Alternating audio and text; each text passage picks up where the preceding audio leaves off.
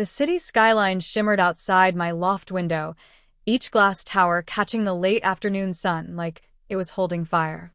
I traced my fingers over the smooth silk of my cream blouse, taking in the view for a moment before my phone buzzed against the marble counter. A notification lit up my screen. "You won't believe who I saw talking about your brand on TV." I didn't have to guess. I already knew.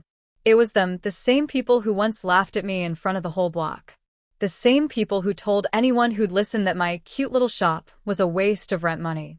I opened the video clip, and there they were, seated in the audience of their favorite show, clapping as the host praised my brand for becoming the new official sponsor. The irony was so thick I could taste it. My lips curved into a smile that wasn't entirely sweet. I'd built this life quietly, away from their judgment. The polished concrete floors beneath my heels, the shelves lined with my products in high-end stores, the contracts worth more than my old shop's entire yearly revenue. But seeing them now, beaming at something they'd once mocked, that stirred something in me. Not revenge, exactly. More like vindication. And I knew exactly how the story began. 5 years ago, my world was a whole lot smaller. The tiny brickfront shop on Main Street in Cedar Falls, Iowa, had peeling white paint on the doorframe and a bell that jingled whenever someone walked in, which, to be honest, wasn't often. I'd poured every cent I had into that store. I named it Willow and Company after my grandmother, Willow Jane Miller, the woman who taught me how to sew, bake, and believe in the beauty of handmade things. But in the eyes of the locals, it wasn't a business. It was a hobby, a phase, a pretty little way for that girl Emily to waste her 20s. I remember one afternoon clear as crystal. I was sweeping the front step when Lisa Harrington and her cousin stopped right outside my door. "Cute place," Lisa said loudly, pretending to admire the window display. "Shame it'll be gone by Christmas." They laughed like they'd just told the world's funniest joke. The broom felt heavy in my hands, my knuckles white around the handle. I smiled tightly, but my throat burned. They didn't see the late nights I'd spent painting those shelves. They didn't see me skipping dinners so I could afford the next shipment of candles.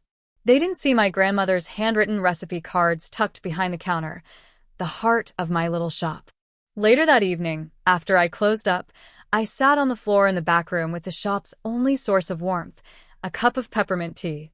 I held Grandma Willow's silver charm bracelet, running my thumb over the tiny heart charm she'd given me before she passed. "Sweet pea," she'd said, her voice soft but certain. "You don't build for the people who doubt you. You build for the ones who haven't found you yet." That night, I made a promise to myself. If the people in Cedar Falls couldn't see my worth, I'd find the people who could. The next morning, I put up a "closed for renovation" sign on the door, though what I was really closing was a chapter of my life. I boxed up everything that mattered, locked the door for the last time, and drove away from that little shop and the whispers that came with it. I didn't have much: a second-hand laptop, a few shelves of inventory, and Grandma's charm bracelet. But I had determination, and that, I was about to learn, could be worth more than money. I landed in Chicago with 2 duffel bags, a single suitcase, and a head full of stubborn dreams. The city felt bigger than I could have imagined. Streets buzzing with taxis, people walking like they were late for something important, and store windows gleaming with brands I used to admire from magazine pages. I rented a tiny studio apartment on the west side, the kind where your bed, kitchen, and desk are practically in the same spot. From there, I started selling my handmade candles and home decor online. The photos were shot on my phone, staged on the single clean corner of my desk, and edited at midnight after my part-time cashier shift at a grocery store. At first, orders trickled in slowly. A single candle to a woman in Oregon. 2 throw pillows to a college student in Florida. Every sale felt like a spark of hope. I wrote handwritten thank you notes to each customer, slipping in a pressed flower from Grandma Willow's garden that I'd saved years ago. Then came Maggie Torres.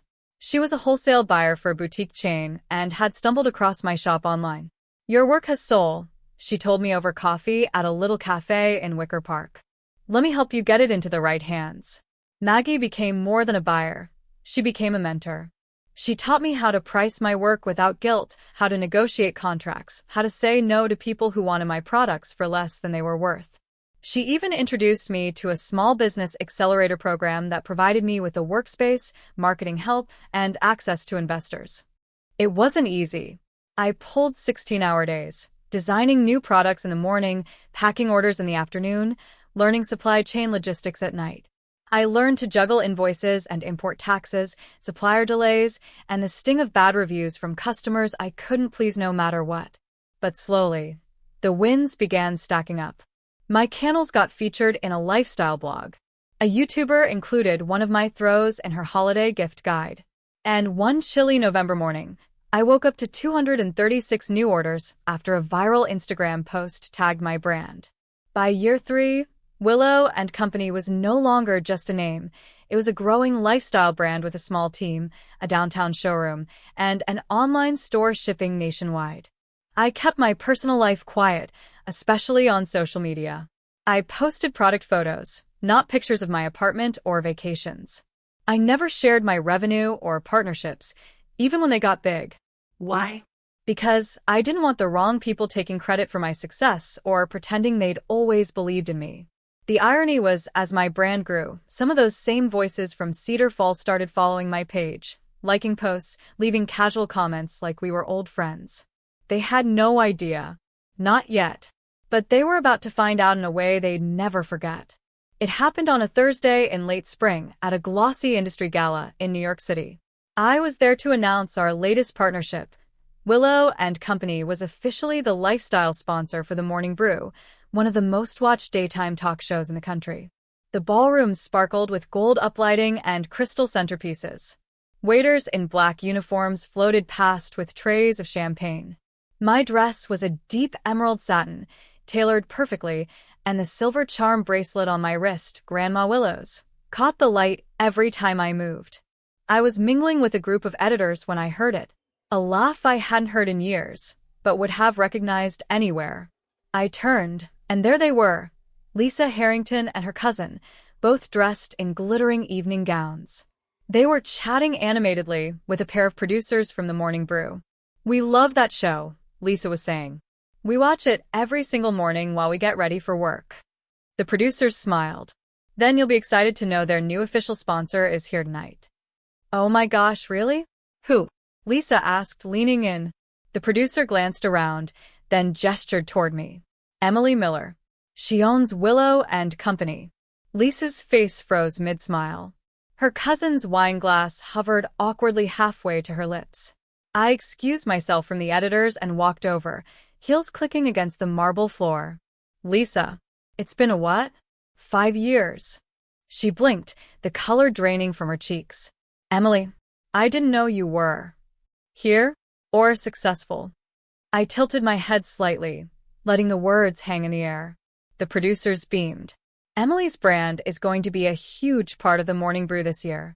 Sponsorship, custom product segments, the works." Lisa forced a smile, but her eyes darted between me and the producers like she was trying to process the impossible. Wow. "That's amazing." I could see it in her expression. The memory of every time she'd walked past my shop with that mocking smirk, every snide comment she'd made to anyone who'd listen. The rest of the evening, I didn't need to say much. My presence, the tailored dress, the high-profile conversations, the bracelet glinting under the chandeliers, spoke louder than anything I could have planned. Later, during the announcement portion of the gala, I stepped onto the stage to officially sign the partnership contract in front of the cameras. The host introduced me as Emily Miller, founder and CEO of Willow & Company, a nationally beloved brand known for blending craftsmanship with modern design. As the applause rose around me, my gaze flickered to Lisa.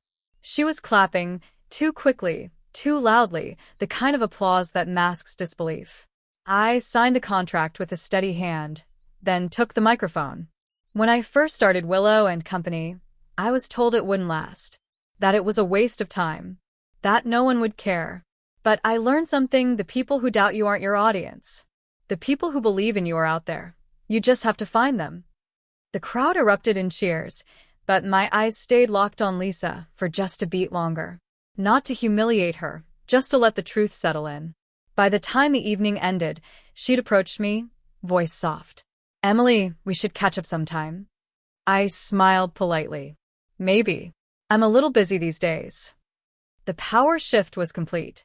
The Monday after the gala, my assistant buzzed me. Emily, there's a Lisa Harrington online too. Says she's an old friend. I almost laughed. Put her through. Her voice came through the speaker, bright but shaky. Emily, it was so nice seeing you the other night. I've been thinking maybe we could collaborate. My cousin's launching an interior design business, and your products would be perfect for her clients. We could. I cut in gently but firmly. Lisa, I appreciate the thought. But collaborations require more than proximity. They require trust. And respect. Silence. Then, of course. I didn't mean. I leaned back in my chair, glancing around my office. The high shelves lined with our latest collection, the framed feature from Forbes Women in Business, the scent of fresh eucalyptus from the arrangement Maggie had sent last week. Here's the thing, I continued. I don't hold grudges, Lisa. But I do have conditions. If you want to be part of what I'm building, in any way, there are 3 non-negotiables. I could almost hear her swallow on the other end. Okay. 1, I said, you support without mockery. That means no belittling someone's dream just because you can't see the end game. 2, you use your influence to lift people up. Whether that's your cousin's business, a local cafe, or a young artist, you help them, not hinder them. And 3, you acknowledge the past. Not to grovel, but to grow. Because pretending it didn't happen means you're not ready to change. Lisa was quiet for a long time. Finally, she sighed. You're right. I wasn't kind to you. I thought it was harmless. I didn't realize how much it hurt. I didn't rush to comfort her. Growth isn't about making someone else feel better in the moment. It's about letting the truth sink in. I'm glad you see it now, I said finally. Whether we work together or not, I hope you remember this for the next person you meet who's just starting out. She agreed quietly, promised to think about it, and hung up. I didn't know if she'd ever follow through on those conditions, and honestly, it wasn't my responsibility to ensure she did. But setting those boundaries felt good. Powerful. Later that week, I got an email from a local business group in Cedar Falls. They wanted me to speak at their annual entrepreneurship panel. I agreed, on one condition of my own, that the event feature at least 5 small-town women-owned businesses, giving them the visibility I never had. If I was going to give my time and my platform, it was going to be for people who still needed that first spark of belief. The day of the Cedar Falls panel was warm for early June. The old community hall smelled faintly of polished wood and fresh coffee, and the rows of folding chairs filled with faces I half recognized from years ago. Before the event started, I slipped Grandma Willow's silver charm bracelet onto my wrist. The tiny heart charm rested against my skin like an anchor. It wasn't just jewelry. It was the reminder of the moment I'd promised myself never to quit, no matter who doubted me. The panel included 5 women running small but determined businesses: a baker, a ceramic artist, a graphic designer, a florist, and a yoga instructor. Each of them spoke about their struggles, the skepticism they'd faced, and the reasons they kept going.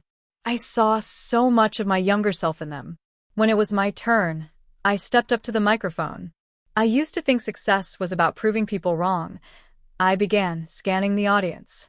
But I learned it's actually about proving yourself right. I told them about the tiny shop on Main Street, about the comments that stung like cold wind, about the day I drove away with nothing but a handful of inventory and a bracelet in my bag. I spoke about late nights, small wins, and the belief that my real customers were out there, even if I hadn't met them yet. And then I shared what I wish someone had told me. Your dream isn't fragile. It's persistent. Even if people mock it, it will wait for you to give it the attention it deserves. As I stepped down from the stage, I caught sight of Lisa in the crowd. She wasn't in the front row or waving for attention. She was just sitting quietly listening. And in her eyes, for the first time, I didn't see judgment. I saw understanding. After the event, the young florist came up to me, clutching one of my business cards. I almost closed my shop last month, she admitted. But hearing you, I think I'll keep going. That, I realized, was the real victory. Not the sponsorship deals, not the revenue, but the ripple effect of refusing to give up. As I walked out into the sunshine, the charm on my bracelet caught the light. I smiled to myself. They mocked my tiny shop, I thought. Now my brand sponsors their favorite show. But more importantly, I sponsor my own belief.